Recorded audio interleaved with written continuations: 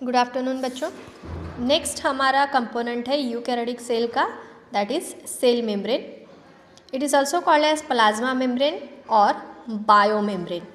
Okay, ये जो structure है ये बहुत ही थीन स्ट्रक्चर होता है, जैसे कि आप यहाँ देख सकते हो।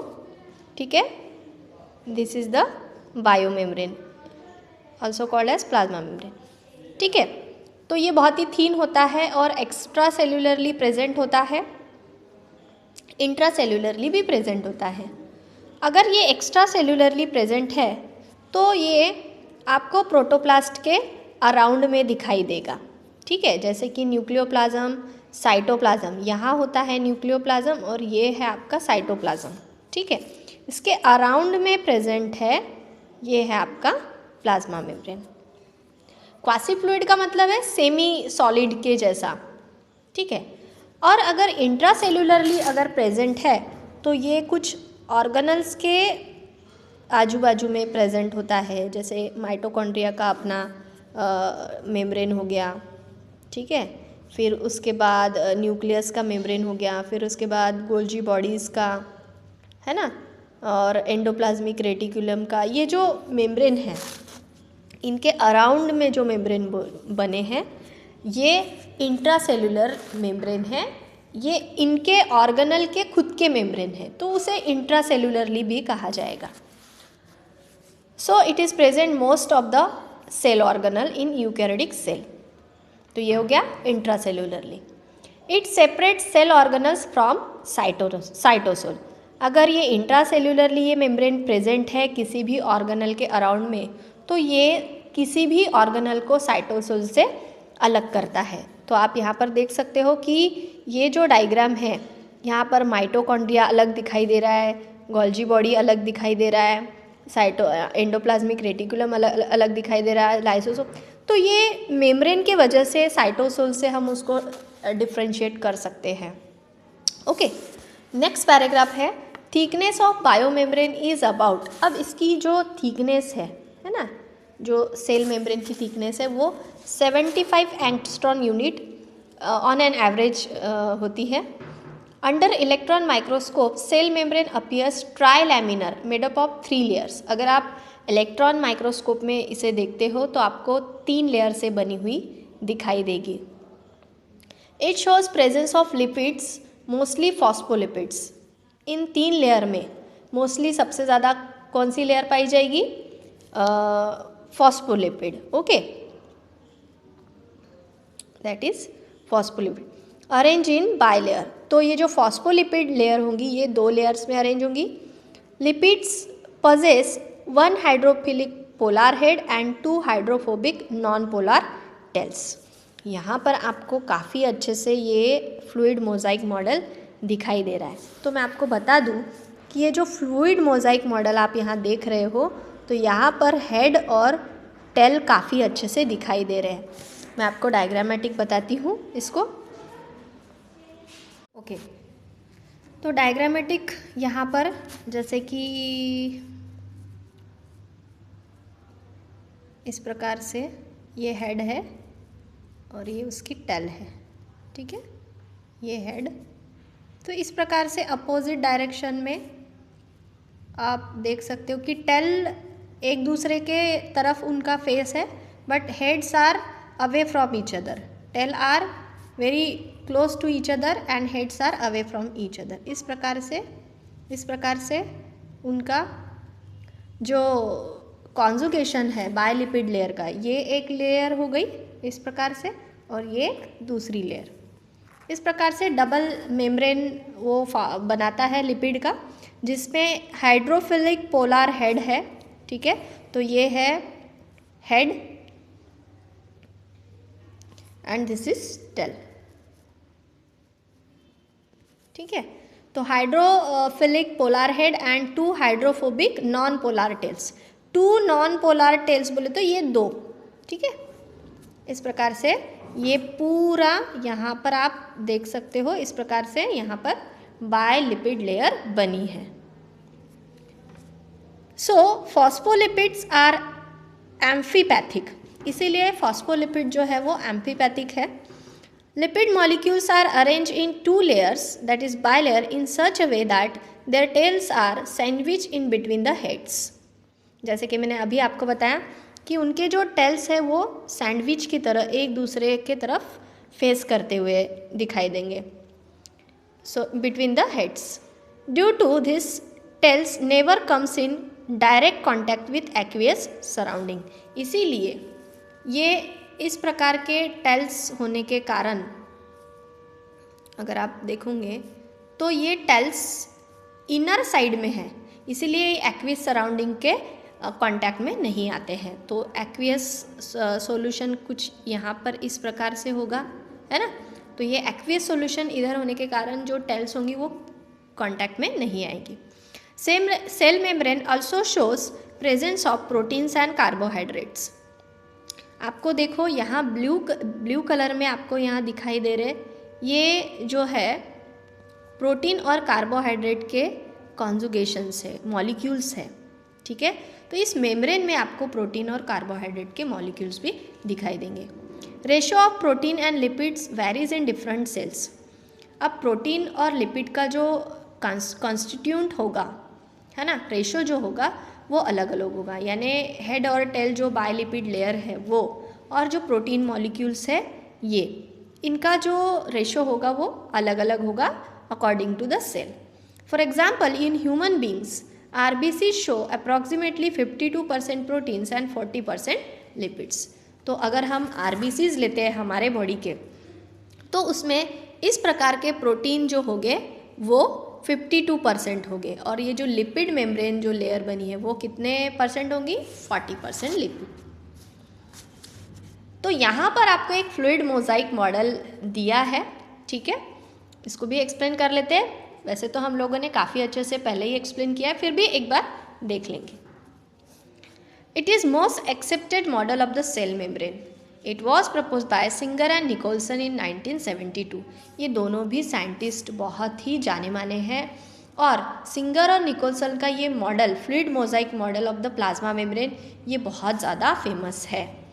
According to this model, it is made up of phospholipid bilayer and proteins. जैसे कि हमने यहाँ पर थोड़ी देर पहले एक्सप्लेन किया, आपको काफ़ी अच्छे से पता है कि ये जो हेड और टेल है ये फॉस्फोलिपिड बायलेयर 2 लेयर से बनी हुई है, और उनके बीच में यहाँ पर प्रोटीन मॉलिक्यूल सैंडविच की तरह मतलब फंसे हुए हैं. Proteins are like icebergs in the sea of the lipids. Protein molecules आपको ऐसे दिखाई देंगे कि जैसे मानो आइसबर्ग्स पड़े हुए हो, है ना, समुंदर में आइसबर्ग्स पड़े हुए हो. Proteins can change their position. अब ये जो प्रोटीन्स है ना, ये जो प्रोटीन है ये अपनी पोजीशन को चेंज कर सकते हैं. ठीक है, ये जो सारे प्रोटीन्स है अपनी पोजीशंस चेंज कर सकते हैं, यानी मूवेबल है. Proteins can change their position. Some proteins are intrinsic, that is occur different depths of the layer, and some are intrinsic. Okay, तो इंट्रिंसिक प्रोटीन जो होते हैं वो लेयर के इनर साइड में दबे हुए होते हैं, और अगर हम एक्सट्रिंसिक प्रोटीन की आगे बात करेंगे तो वो सरफेस के आउटर साइड में आपको दिखाई देंगे. ठीक है, they span the entire thickness of the membrane, so they are called transmembrane protein. यानी अपना जो लाइफ स्पैन है प्रोटीन का वो वहीं पर क्या करते हैं, लाइफ स्पैन मतलब पूरा वहीं पर रहेगा उनका, जिसके वजह से वहाँ पर उनके वजह से थिकनेस बनती है, इसीलिए उनको ट्रांसमेम्ब्रेन प्रोटीन भी कहा जाता है. They form channel for passage of water. अब देखो इनका फंक्शन क्या है, जैसे कि आप यहाँ पर देखते हो यहाँ प्रोटीन चैनल ऐसा लिखा है, तो यहाँ पर आप देख सकते हो ये डुअर की तरफ फॉर्म हुए हैं, है ना. इसका मतलब यहाँ से वाटर अंदर या बाहर जा सकता है, बराबर. तो ये चैनल फॉर्म कर रहा है. एक्सट्रिंसिक और peripheral proteins are found on 2 surface of the membrane. और अब जो एक्सट्रिंसिक प्रोटीन है वो आपको बाहरी साइड में दिखाई देंगे. ठीक है, ऊपर साइड में, बाहर साइड में एक्सट्रिंसिक प्रोटीन होंगे. Quasi-fluid nature of the lipid enables layer movement of the proteins. This ability to move within the membrane is measured at fluidity. अब जैसे कि जो ग्लॉसी फ्लूइड नेचर है लिपिड बायलेयर का, जिसके वजह से प्रोटीन के जो मॉलिक्यूल्स है वो मूव हो सकते हैं, है ना, इसीलिए वो मूवेबल है, बराबर। This ability move with in the membrane is measured eight fluidity. अब ये जो एबिलिटी है प्रोटीन की मूव होने की, उसे हम किस में गिनेंगे? फ्लूइडिटी में।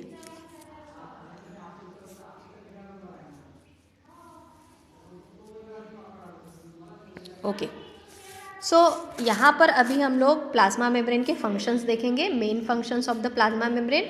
आपको अलग से ये क्वेश्चन हो सकता है, यानी यहाँ तक था आपका structure of the fluid Mosaic model. अब स्टार्ट हो रहा है आपके फंक्शंस, ठीक है। Main function of plasma membrane is transport of molecules across it. Main function क्या है प्लाज्मा मेम्ब्रेन का? कि वो किसी भी मॉलिक्यूल को अंदर आने देगा या बाहर जाने देगा, across the membrane. This membrane is selectively permeable. अब ये मेम्ब्रेन कैसा होगा? सिलेक्टिवली परमिएबल, मतलब वो किसी को भी अंदर आने देगा क्या? नहीं। सिलेक्टिवली मीन्स सिलेक्टेड मॉलिक्यूल्स को ही वो अंदर आने देगा, ठीक है। During passive transport many molecules move across the membrane without spending any energy. Passive transport का मतलब होता है जहाँ पर किसी भी एनर्जी के खर्च किए बगैर कोई भी मॉलिक्यूल अंदर या बाहर जा सकता है। इट इज़ पैसिव ट्रांसपोर्ट, ठीक है, without spending any energy. Some solutes move by simple diffusion along with the concentration gradient, that is from higher to lower concentration. जैसे कुछ सोल्यूट्स ऐसे होते हैं कि सिंपल डिफ्यूजन से वो कॉन्सेंट्रेशन ग्रेडियंट के अलॉन्ग मूव हो जाते हैं, जैसे कि from higher to lower concentration. मतलब एग्जाम्पल मैं बता दूं कि मान लो ये सेल है ना, और बाहर वाटर की फ्लूइडिटी बढ़ गई है ना, तो ये वाटर की फ्लूइडिटी बढ़ गई है तो ये वाटर के मतलब सेल के अंदर आ जाएगा। और अगर सेल के अंदर की फ्लूइडिटी बढ़ गई है तो ये क्या करेगा? बाहर वाटर के कॉन्सेंट्रेशन को बाहर फेंक के उसको कम कर देगा। तो इस प्रकार से हायर टू लोअर कॉन्सेंट्रेशन की तरफ बढ़ते हुए सिंपल डिफ्यूजन के द्वारा सोल्यूट्स क्या होंगे? मूव होंगे। न्यूट्रल सोल्यूट्स में move across the membrane by process of simple diffusion. अब जो न्यूट्रल सोल्यूट्स होंगे वो सिंपल डिफ्यूजन के द्वारा मेम्ब्रेन के अक्रॉस मूव हो जाएंगे। This is called passive transport. इसे ही पैसिव ट्रांसपोर्ट कहा जाता है, बिना एनर्जी खर्च किए ट्रांसपोर्ट होना मॉलिक्यूल्स का, that is passive transport. Water में also move by osmosis. Water भी बिना किसी एनर्जी के खर्च किए बगैर ये ऑस्मोसिस के द्वारा मूव हो जाएगा। अब दूसरा ट्रांसपोर्ट है दैट इज एक्टिव ट्रांसपोर्ट, यानी दो बड़े बड़े फंक्शंस है, active transport and passive transport. किसके? प्लाज्मा मेम्ब्रेन के, ठीक है। सो फ्यू आयंस और molecules are transported against concentration gradient. अब देखो, नदी का बहाव कुछ इस प्रकार से है और मुझे इस प्रकार से नदी के बहाव के अगेंस्ट जाना है, तो मुझे क्या लगेगी? एनर्जी लगेगी, एनर्जी खर्च करनी पड़ेगी, बराबर। तो अगेंस्ट में कॉन्सेंट्रेशन ग्रेडियंट के अगेंस्ट अगर मूव हो रही हूँ तो मुझे एनर्जी लगेगी। So from lower to higher concentration it requires the energy. So ATP utilize, यहाँ पर मेरी एनर्जी करेंसी खर्च होगी। As such a transport is an energy dependent process in which ATP is utilise.